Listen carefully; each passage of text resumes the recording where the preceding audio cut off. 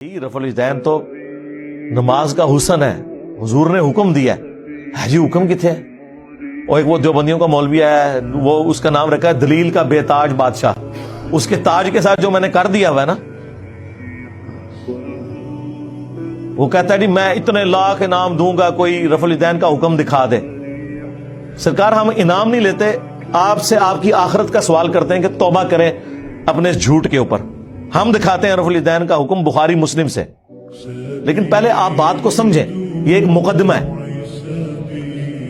صحیح بخاری اور مسلم کی متفقن علیہ حدیث ہے، نبی علیہ السلام نے فرمایا اللہ نے مجھے جوامع کلمات کے ساتھ بھیجا ہے، میں بات مختصر کرتا ہوں اور مفہوم گہرا۔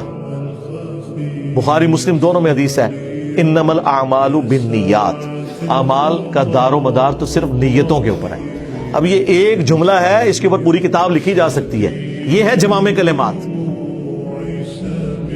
اس کو آپ ذہن میں رکھیں۔ اب آ جائیں بخاری مسلم دونوں میں حدیث ہے، مالک بن حویرث کہتے ہیں رضی اللہ تعالیٰ عنہ علیہ السلام،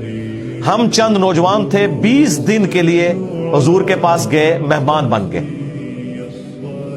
حضور کی وفات سے 1-1.5 سال پہلے غزوہ تبوک کے موقع پر مسجد نبوی میں ٹھہرے 20 دن تک، آپ کے صبح و شام آبزرو کیے۔ جب حضور نے دیکھا نا کہ اب ہمیں گھر کی یاد ستا رہی ہے، تو اچھے ٹیچر کی یہی نشانی ہے کہ اس سے پہلے کہ کوئی اکتا جائے خود ہی اسے بھیج دیا جائے۔ آج تو آپ کہتے ہیں نا حضور میں آپ کے زمانے میں ہوتا تو ہر وقت آپ کو وضو کرواتا رہتا، ایسا نہیں ہوتا، دنیا میں ایسے نہیں معاملات چلتے۔ تو وہ کہتے ہیں ہمیں اپنے ماں باپ یاد آنا شروع ہو گئے، تو حضور نے جب یہ دیکھا نا کہ اب یہ ان کا انٹرسٹ لوز ہو رہا ہے، تو آپ نے کہا کہ سب کو اکٹھا کر کے کہا کہ اب اپنے گاؤں ایریا میں واپس چلے جاؤ۔ جب جانا تو جب نماز کا ٹائم ہو تو تم نے مجھے 5 وقت نماز پڑھتے ہوئے دیکھا ہے، ان اوقات میں تم نے نماز پڑھنی ہے۔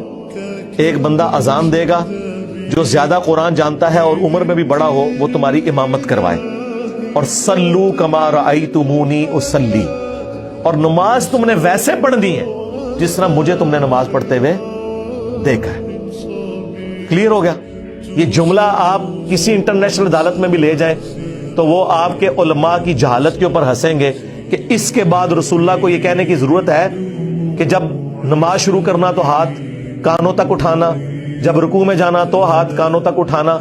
جب رکوع سے سر اٹھانا تو ہاتھ کانوں تک اٹھانا، سبحان ربی العظیم رکوع میں پڑھنا، سبحان ربی العلی سجدے میں پڑھنا، فجر کے 2 فرض پڑھنا، زور کے، یہ سارا کچھ آپ کو کہنے کی ضرورت ہے جو لوگ 20 دن سے حضور کو دیکھ رہے ہیں۔ اس کے بعد صرف ایک ہماری ذمہ داری ہے کہ جس شخص کو حضور نے یہ کہا نا تم نے نماز ویسے اسٹیبلش کرنی ہے جس طرح مجھے تم نے دیکھا ہے، ہم اس شخص سے یہ بتا دیں کہ حضور کو نماز پڑھتے ہوئے اس نے کیسے دیکھا ہے، پھر کام ختم ہو گیا نا۔ رفع الیدین کا حکم آ جائے گا نا بیچ میں، جب آپ نے کہا تم نے نماز اس طرح پڑھنی ہے جس طرح مجھے پڑھتے ہوئے دیکھا، جوامع کلمات ہو گئے۔ تو سرکار مالک بن حویرث سے پوچھ لیں، بخاری مسلم دونوں میں موجود ہے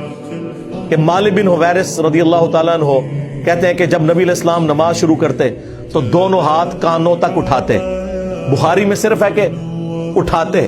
مسلم میں ہے کانوں تک، اور بخاری میں عبداللہ بن عمر کی جو حدیث ہے اس میں ہے کندھوں تک، ہتھیلیاں کندھوں کی سیدھ میں، انگلیاں کانوں کی سیدھ میں، یا یوں بھی اٹھا سکتے ہیں، کانوں تک اٹھاتے، اور رکوع میں جاتے وقت کانوں تک اٹھاتے، اور رکوع سے سر اٹھاتے تو کانوں تک اٹھاتے۔ مالک بن حویرث خود نماز کا طریقہ سکھا رہے ہیں، بلکہ بخاری میں الفاظ ہیں، وہ کہتے ہیں نماز کا میرا ارادہ نہیں تھا، میں تمہیں نماز سکھانے کے لیے بتا رہا ہوں کہ میں نے نبی علیہ السلام کو اس طرح نماز پڑھتے ہوئے دیکھا ہے،